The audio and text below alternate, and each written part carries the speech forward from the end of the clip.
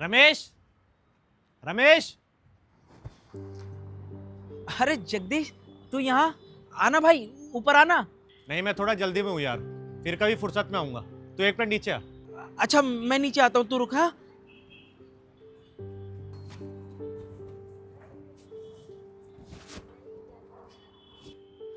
ये ले, ये रख।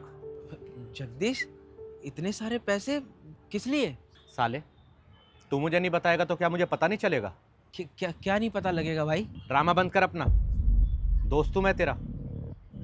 आखिर कब तक मुझसे कैंटीन वाली बात छुपाएगा यार?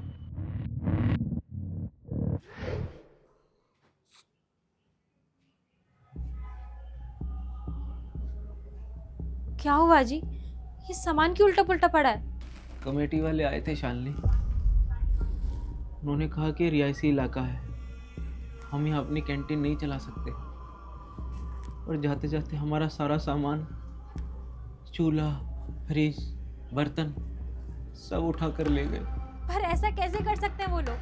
हमसे पहले भी तो यहाँ पे कैंटीन चल रही थी ना। उन्होंने कहा कि हमने मालिक को नोटिस भेजा था और हम तक बात ही नहीं पहुंची। हे भगवान, इसका मतलब कि उसने हमसे झूठ बोला। बेड़ा गर्क हो उसका। सुनो जी, अब हमारा सामान कैसे वापस आएगा? पता नहीं शालिनी, कुछ लोग कह रहे थे कि तुम्हारा सामान जब्त हो गया, अब वापस नहीं मिलेगा। और कुछ कह रहे हैं कि अगर सामान वापस लेने भी गए तो इतने का तो तुम्हारा सामान नहीं होगा जितने का खर्चा हो जाएगा। सच बताऊं शालिनी, मुझे कुछ समझ नहीं आ रहा कि मैं क्या करूं, कहाँ जाऊं, क्या होगा। देखो, आप परेशान मत हो।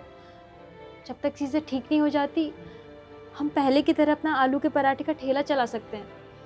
और मैंने बनिया से जो कैंटीन के लिए सामान उठा रखा है उधार, उसका क्या?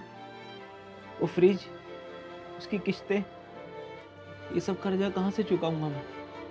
और पराठे का ठेला लगाने के लिए भी तो पैसे चाहिएंगे ना शालिनी। कितना पैसा चाहिए होगा? कम से कम 50,000 रुपये तो कर्जदारों को देने हैं।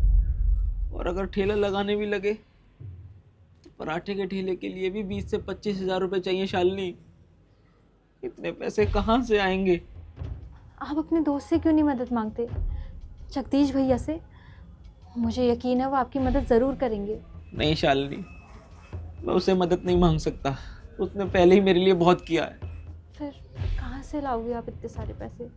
देखता हूँ, इधर उधर से कुछ जुगाड़ हो गया तो कहीं तो पैसे ब्याज पर ले लूंगा। और अगर ब्याज पर भी नहीं मिले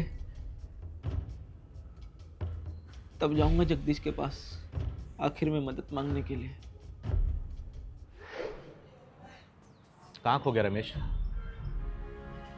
तूने सोचा होगा कि इतनी बड़ी बात तू मुझसे छुपा लेगा, लेकिन जिस लाला की दुकान पे तू ब्याज पे पैसे मांगने गया था ना, उसने मुझे सब बता दिया।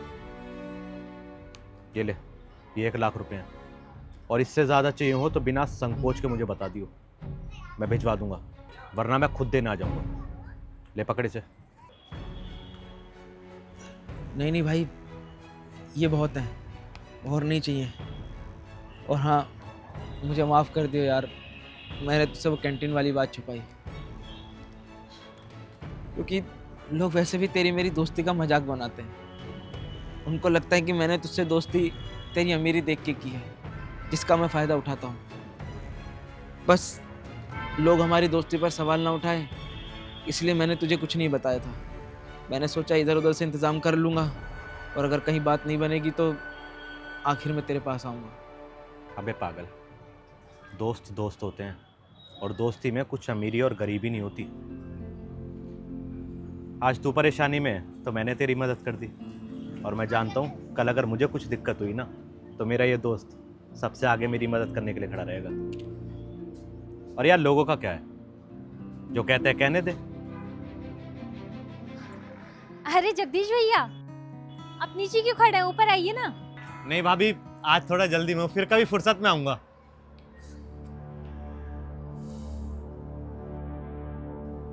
ध्यान रखियो भाई अपना। चलिए भाभी, नमस्ते।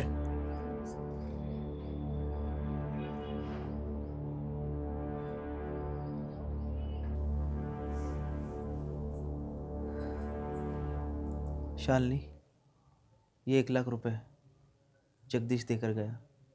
1 लाख रुपए? पर आपने तो कहा था कि 70-75 हज़ार में काम हो जाएगा। फिर आपने इतने पैसे क्यों मांगे? मैंने मांगे नहीं शालिनी, बल्कि मैंने तो उसे वो कैंटीन वाली बात तक नहीं बताई थी।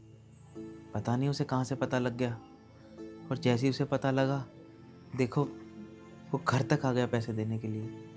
ऐसे होते हैं सच्चे दोस्त, जो अपने दोस्त की खबर अच्छे बुरे हर वक्त में रखते हैं। सही कहा शालिनी, जगदीश मेरा सबसे सच्चा और अच्छा दोस्त है, लेकिन मैं उसका सच्चा दोस्त नहीं। क्यों? ऐसा क्यों कह रहे हो आप? क्योंकि जगदीश ने जाते जाते मुझसे एक बात कही, इसलिए। ऐसा क्या कहा उन्होंने? उसने कहा, दुख मुझे इस बात का नहीं है कि तूने मुझसे पैसे नहीं मांगे, मुझे दुख इस बात का है कि तूने मुझे आखिरी विकल्प समझा, सबसे पहले याद नहीं किया। शालिनी, जगदीश चाहता था कि मैं अपनी मुसीबत के समय में सबसे पहले उसे याद करूं, ना कि उसे आखिरी विकल्प बनाऊं, क्योंकि सच्चा दोस्त वही होता है जिसका नाम सबसे पहले लिया जाए, आखिर में नहीं। ये लो, ये पैसे रख दो शालिनी।